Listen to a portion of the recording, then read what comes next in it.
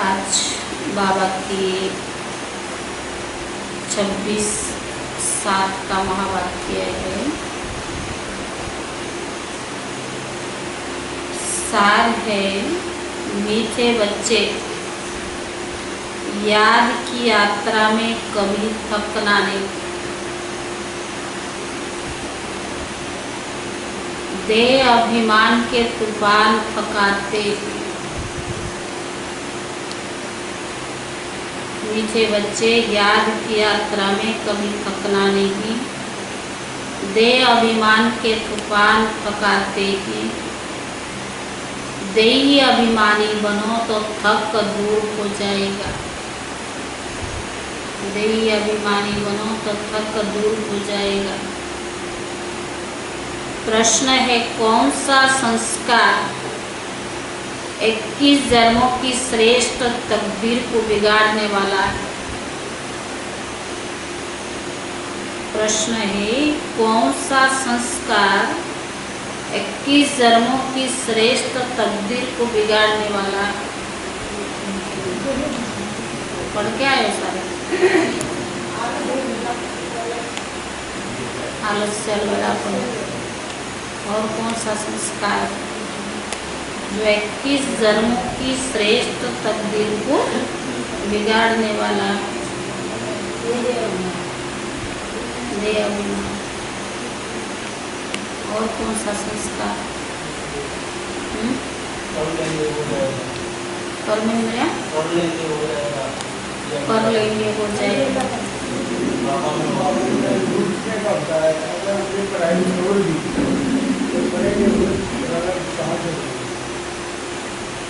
उत्तर है, अगर किसी में रूठने का संस्कार है, बात से व पढ़ाई से रूठ जाते हैं, तो 21 जन्मों की तकदीर बिगड़ जाती है।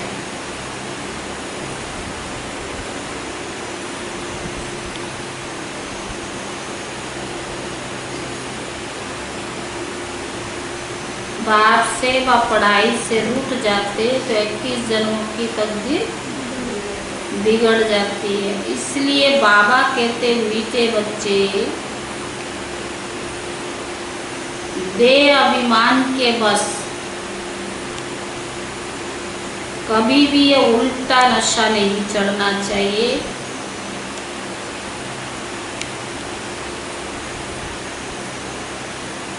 कि मैंने इतनों को समझाया, इतनी मदद की,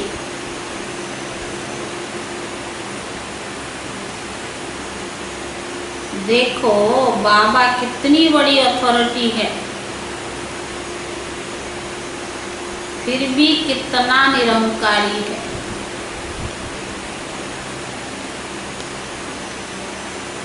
देखो बाबा कितनी बड़ी अथॉरिटी है, फिर भी कितनी निरंकारी है। इसलिए सी फादर, इसलिए बाबा को ही फॉलो करो। गीत है, रात के राही थक मत जाना। ओम शांति। मीठे मीठे सिकीले दे बच्चों ने गीत सुना, और जो योग युक्त सर्विसेबल बच्चे वे इसका अर्थ झट समझ लेते।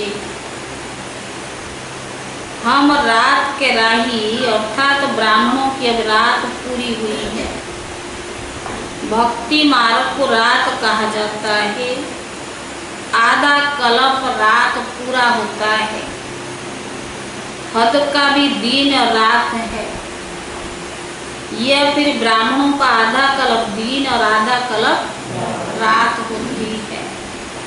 हद बाबा ने कहा, इस समय जबकि बाप आते हैं तो अंधियारा है। प्रभात होने का पहला पूर्व है, सवेरा हो रहा है। बच्चे जानते हैं। अब बाबा कहते, मीठे मीठे बच्चे, याद की यात्रा में थक नहीं जाना।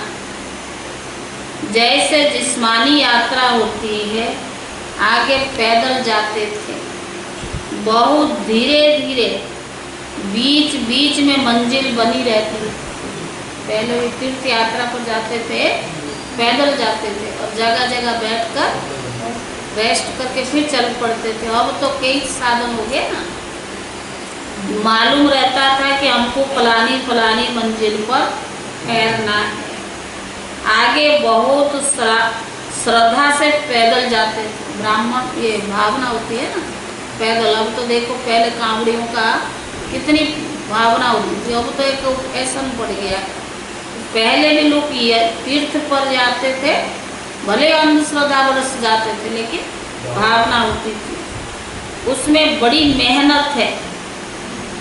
तो बाबा ने का मालूम रहता था ना। अब तो ये सहज है, इसको कहा जाता है सहज याद व योग। सिर्फ बाप को याद करना है। थकने का मतलब ही है देह अभिमान। कहते बहुत दिन हो गया, आखिर कब तक थक गए? तो बाबा ने कहा थकते माना देह अभिमान। हाँ, इसमें कोई शक नहीं, माया के विघ्न पड़ेंगे, परंतु इसमें थक नहीं जाना। थक जाने से देह अभिमान आ जाता है, कह दिया करते। तो बाबा ने कहा, बाप कहते बच्चे शरीर निर्वाह के लिए काम तो करना है, उसके लिए छुट्टी है। पेट को कैसे संभालोगे? काम तो करना पड़ेगा ना। 8 घंटा शरीर निर्वाह करो और 8 घंटा आराम करो, बाकी 8 घंटा इसमें हो, माना ईश्वरीय सर्विस में। अपनी तो पूरा 8 घंटा कोई देता ही नहीं, देते 8 घंटा, बाबा तो सब जानता है। अंत में 8 घंटा तक रहेंगे और कुछ जाना आना नहीं होगा, ऐसी परिस्थितियां हो जाएगी, रहना पड़ेगा, मजबूरी है। तो बाबा ने कहा चार्ट को बढ़ाते रहो। यहाँ जब आकर बैठते हो तो याद दिलाई जाती है, जिसको तुम नेस्टा कहते हो। बाबा की याद में आकर बैठे हो, इसका मतलब यह नहीं कि सिर्फ यहाँ आकर ही बैठना है। ऐसे बहुत है, समझते 5-10 मिनट योग करके उठे, परंतु बाप कहते धंधा दूरी करते, कहाँ भी जाते हो पहले तुम योग में रहकर जाओ। दुनिया में भी लोग दुकान खोलते, बाहर जाते, क्या करते? पहले जिसको जो मानता है उसके सामने खड़े होकर के जाता है। तो बाबा ने कहा तुम कहाँ भी जाते हो पहले क्या करो, बाप की याद में रहो। कहाँ गंगा स्नान आदि करने जाते तो राम राम जपते है ना। यहाँ तुमको कुछ सिमरना नहीं है, सिर्फ बाप को याद करना है। ये बाबा बच्चों से ही बात कर रहे हैं, तुम्हारा कल्याण ही है याद की यात्रा में। इसलिए बाबा कहते इसमें थकना नहीं।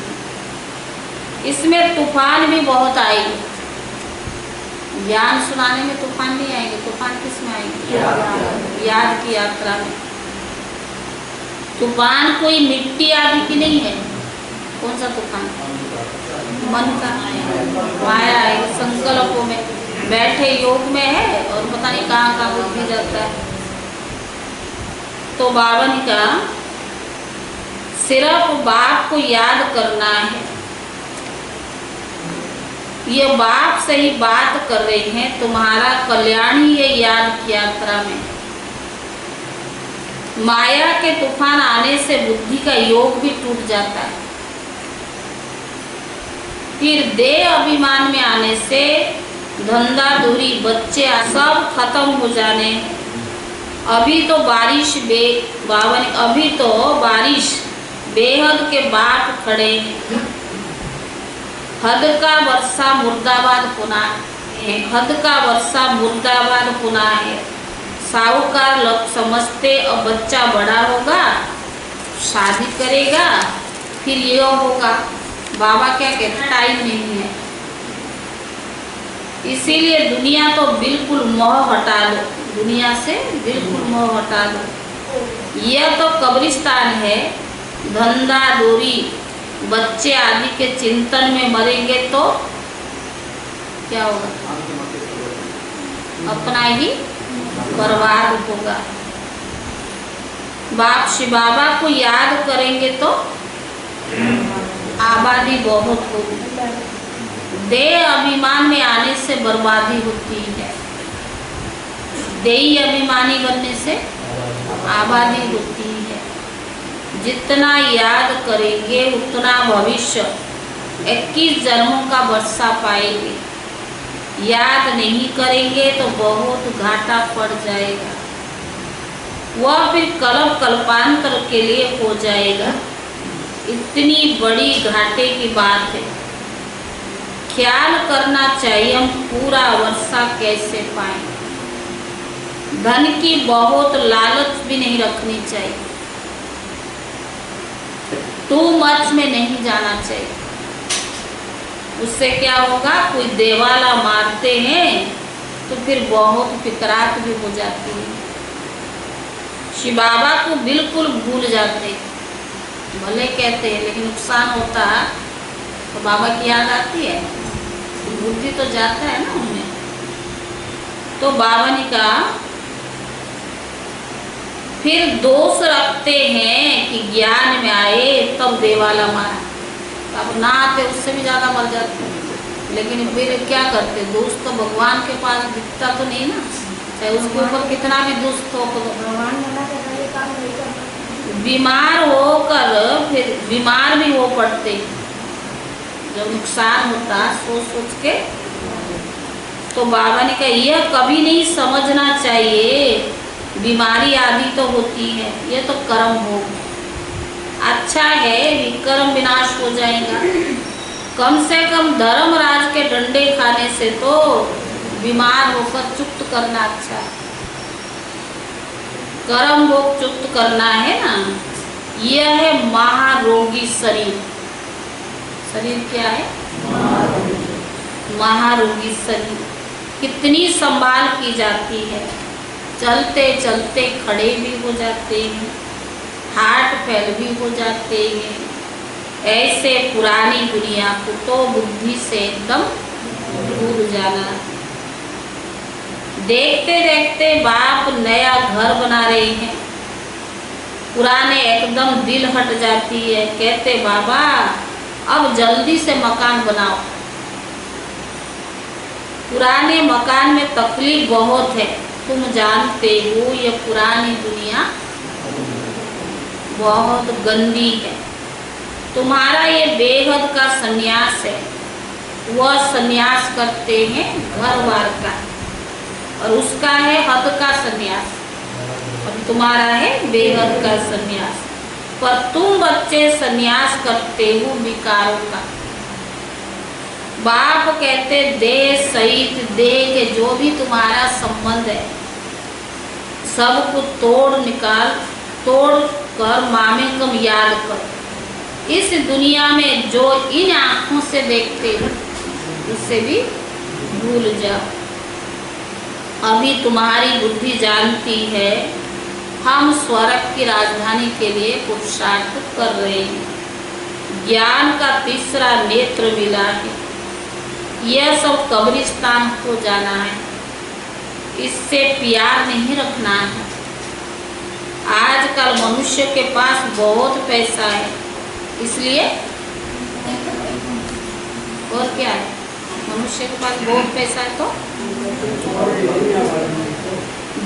काम विकार कितना तेज हो रहा है, उसके बिगड़ रह नहीं सकते।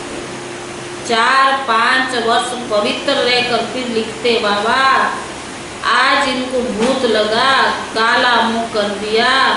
कितना धक्का खाए। एकदम कितने मंजिल से गिरा? 5 मंजिल से गिरे। पहला अभिमान है ये अभिमान। ऊपर से गिरा क्या होगा? ठक पुर्जा हो गया। खलास, हार्ड गोल्ड बिल्कुल ही टूट जाता है। फिर पुरुषार्थ करने में टाइम लगता है। यह सबसे बड़ी चोट इसलिए बाबा कहते काम महाशत्रु है। विकार से ही तो पतितपना कहा जाता है। कहते बाबा हमको पति से पावन बनाओ। भारत में ही संपूर्ण निर्विकारी थे ना, भारत ही निर्विकारी था और भारत विकारी है। संपूर्ण निर्विकारी सूर्यवंशी को कहेंगे। भले रामचंद्र के राज्य में विकार की बात ही नहीं है, परंतु कला कम हो जाती है। 1250 वर्ष कम हो गए ना, तो दुनिया की ताकत भी कम हो गई। अब मकान बनाओ तो नया मकान और जैसे जैसे वो पुराना होता है तो ताकत कम हो जाती है ना। इसीलिए उनको सतो प्रधान फिर सतो कहा जाता है। तुम चाहते हो हम मम्मा बाबा को फॉलो कर सूर्यवंशी महाराजा महारानी बने। इसमें तकलीफ और खर्चे आदि की बात नहीं है। इसमें मुख से कुछ बोलना भी नहीं है, सिर्फ याद करना। इसको सहज योग कहा जाता है। इसमें बड़ी मेहनत चाहिए। बाबा के आगे तो महारत ही है, पर इसमें योग पूरा चाहिए, तब कुछ तीर लगे। योग बल है ना, योग की बहुत कमी है। विघ्न योग में बहुत पड़ते हैं। वेद का बाप मीठे मीठे बच्चों को समझाते, बच्चे बाप पढ़ाई से कभी रूठना नहीं। रूठेंगे तो 21 जन्म तकदीर से रूठ पड़ेंगे।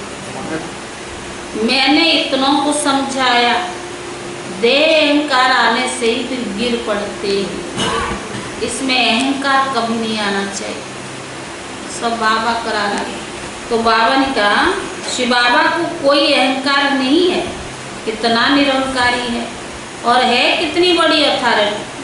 कहते हैं मैं साधारण तन में साधारण घर में आता हूँ, साहूकार के घर में थोड़ी आता हूँ। और बच्चों को जानना है, बाबा युक्तियाँ तो बड़ी अच्छी अच्छी बतलाते रहते हैं, तुम बच्चों को ही देरी है। ड्रामा अनुसार अर्जुन अवस्थाएं जोर नहीं भरी। बाबा भी जानता है ना, बच्चों को अवस्था में जैसे जोर भरना चाहिए, ड्रामा अनुसार भरी नहीं। आगे जोर और भरेगी। हम गवर्नमेंट को इतला करते हैं कि इतने इतने वर्ष में स्वर्ग स्थापना हो जाएगी। ये अखबार आदि में मनुष्य पढ़ेंगे तो आकर तुमसे पूछेंगे, थोड़े वर्ष के अंदर स्थापना होगी तो विनाश भी जरूर होगा। ढेर आएंगे। यह प्रॉपर्टी आदि थोड़े समय के लिए। इस प्रॉपर्टी को तुम कोई प्रॉपर्टी थोड़ी समझते हो, तुम जानते हो बस थोड़े रोज के लिए। यह मकान आदि रहने के लिए बनाए, क्योंकि मधुबन में बहुत बच्चे आते हैं रिफ्रेश होने के लिए। हेड ऑफिस मधुबन है। आज तुम क्या करते हो, कल क्या करेंगे। यहाँ तपस्या करते हो, दिल्ली और वृंदावन में जाकर राज्य करेंगे। उस समय तो एक ही था ना, माउंट आबू, जो बाबा ने बच्चों को लाया, तपस्या कराया। तो बाबा ने कहा अभी तो यहाँ तपस्या कर रहे हो, राज्य कहाँ करेंगे, दिल्ली और वृंदावन। तो बाबा ने कहा मकान आदि रहने के लिए बनाए, क्योंकि मधुबन में बहुत बच्चे आते रिफ्रेश होने के लिए। हेड ऑफिस मधुबन है। यहाँ तपस्या करते हो, दिल्ली वृंदावन आदि में जाकर राज्य करेंगे। हमारा यादगार कैसे खड़ा है, ये अच्छी रीति देखना चाहिए। जो काम हम कर रहे हैं वो 5000 वर्ष पहले भी किया था। पहले शिव बाबा के मंदिर बनाते, बाकी दिलवाड़ा मंदिर आदि बाद में बने। बुद्धि से काम लेना होता है। दिलवाड़ा मंदिर का भी हिसाब निकाला जाए तो निकल सकता है। पूरा हमारा यादगार है। तुम जानते हो यह स्थापना का यादगार है। तो मीठे मीठे बच्चों को बहुत बहुत खुशी रहनी चाहिए। यह सर्विस से आगे बढ़ाने की युक्तियाँ निकाली है। राम गोया रावण गोया, सारा परिवार जाए। जिनको बहुत परिवार है, रावण को देखो कितना बड़ा परिवार है, राम का कितना छोटा परिवार है। गायन है, राइट है ना, परंतु कुछ समझ नहीं सकते। पाप बैठ समझाते तो भी निश्चय नहीं बैठता। शरीर निर्वाह कर्म तुमको करना है। हाँ, जो सर्विसेबल बच्चे पांडव वह तो गवर्नमेंट से पालना ले सकते हैं, उनकी सारी संभाल हमको करनी पड़े। अवस्था बच्चों की ऐसी होनी चाहिए, बाबा की याद में से दुनिया का सब कुछ भूल जाना है। तो बाबा की याद रहेगी, दुनिया का सब कुछ भूल जाना।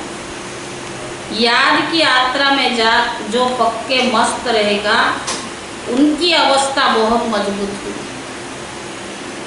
याद की यात्रा में जो पक्के मस्त और मजबूत होंगे वही।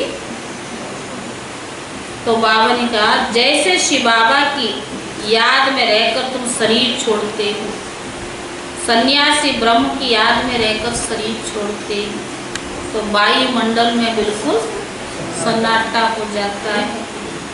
बाबा का अनुभव है, मनुष्य मरते हैं तो घर में सन्नाटा हो जाता है ना, इसमें भी ऐसा होता है। पिछाड़ी में जैसे कि सब कुछ भूल जाते हैं।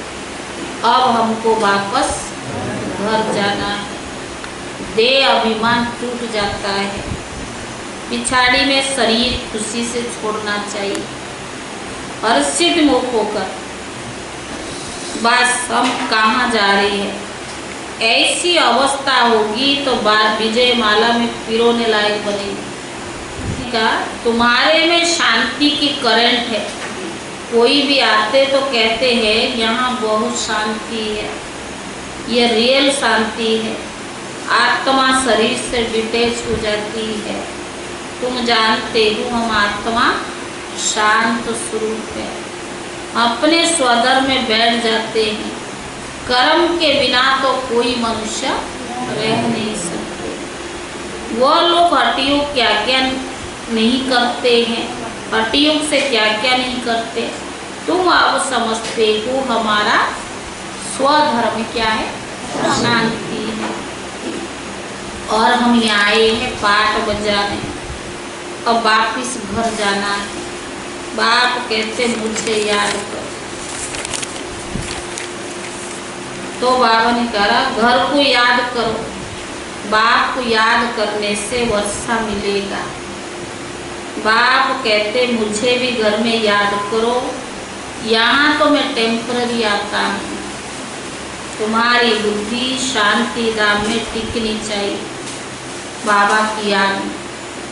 हाँ, याद टिकनी चाहिए शांति धाम। यहाँ तो मैं टेम्पररी आता हूँ, तुम्हारी बुद्धि शांति धाम में टिकनी चाहिए, बाप की याद में। घर का भी वर्षा लेना है, वह है आत्माओं का घर। स्वर्ग का वर्षा तो लेना ही है, और किसका वर्षा? परमधाम तो पहले जाएंगे ना, घर का वर्षा लेना।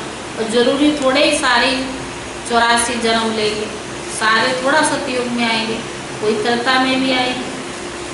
वह आत्माओं का घर है, यह है जीव आत्माओं का घर। अपने घर को नहीं भूलो, ये तो पराये घर में बैठे, अपना घर कहाँ है? शांति धाम। बाप को कभी नहीं भूलो। बाप को याद करने से पवित्र वन घर चले जाएंगे। ज्ञान को धारण करने से, बाप को याद करने से पवित्र वन घर जाएंगे, और ज्ञान को धारण करने से फिर राजाई करने नई दुनिया में आएंगे। उसी हिसाब से हमको पद मिलेगा ना। जितना हो सके औरों को रास्ता बताओ। ऑलवेज फादर, सारा फादर को ही फॉलो करो। तुम जानते हो बाबा ने क्या किया? सब कुछ माताओं को दे दिया। ब्रह्मा बाबा ने क्या किया? अपनी जो कुछ था वो भी बाबा को समर्पित करके माताओं को निमित्त बनाया। उसने ये डायरेक्शन दिया कि सब कुछ सर्विस माताओं के सर्विस में लगाओ। एक को देख दूसरों ने फॉलो किया। उस समय कई स्वाह हो गए, बहुत आ गया परिवार को परिवार। परंतु फिर जब टिक सके तब ना ड्रामा अनुसार भट्टी भी बननी थी। पाकिस्तान हिंदुस्तान भी हुआ। तुम्हारी भट्टी पहले शुरू हुई पाकिस्तान में, तुमने नदी को क्रॉस किया। शास्त्र में फिर क्या दिखा दिया?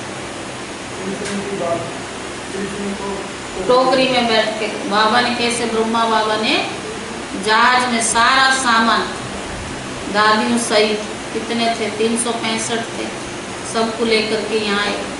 तो बाबा ने कहा नदी पार हुआ ना, तो बाबा ने कहा प्रैक्टिकल में तो तुम अब सुनते ही हो, फिर कलप के बाद ही सुनेंगे। अब बाबा कहते हियर नो इविल, धंधा आदि भले करो परंतु हियर नो इविल। बाप कहते हर बात में श्रीमत लो।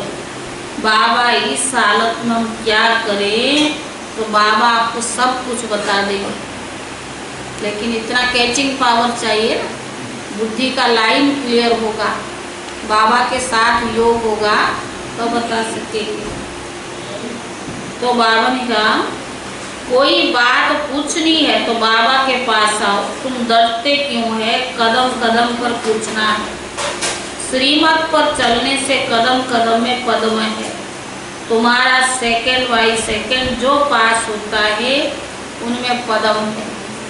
तो कितनी कमाई हो रही, समझते हो कितना कमाई हो रही? कदम कदम जो भी हम कर रहे हैं तो हमारा सफल हो रहा है, तो कितनी कमाई हो रही। अच्छा मीठे मीठे सिखिले दे बच्चों प्रति माता पिता बाप दादा का याद प्यार और गुड मॉर्निंग।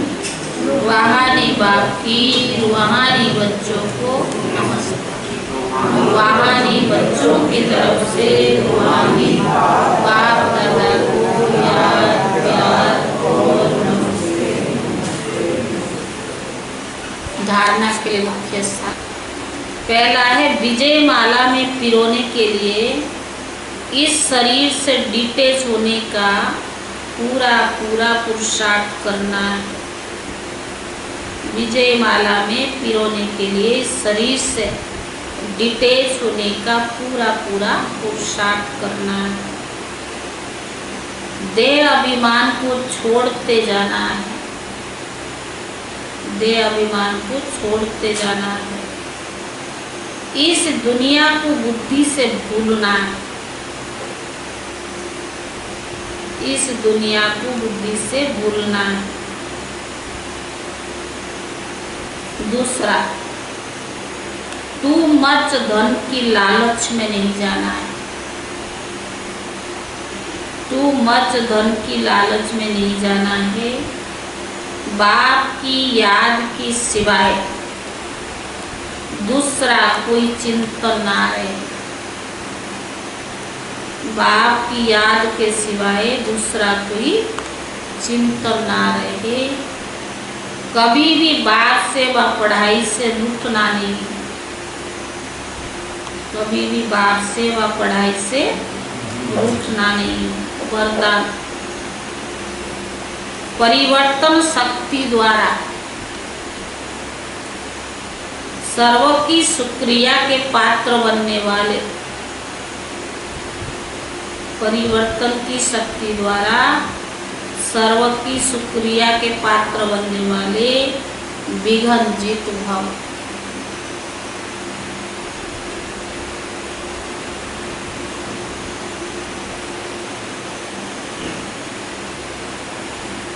परिवर्तन शक्ति द्वारा सर्व की शुक्रिया के पात्र बनने वाले विघ्न जीत भव। यदि आपका कोई उपकार करे, अपकार, यदि आपका कोई अपकार करे आप 1 सेकंड में अपकार को उपकार में परिवर्तन कर दो।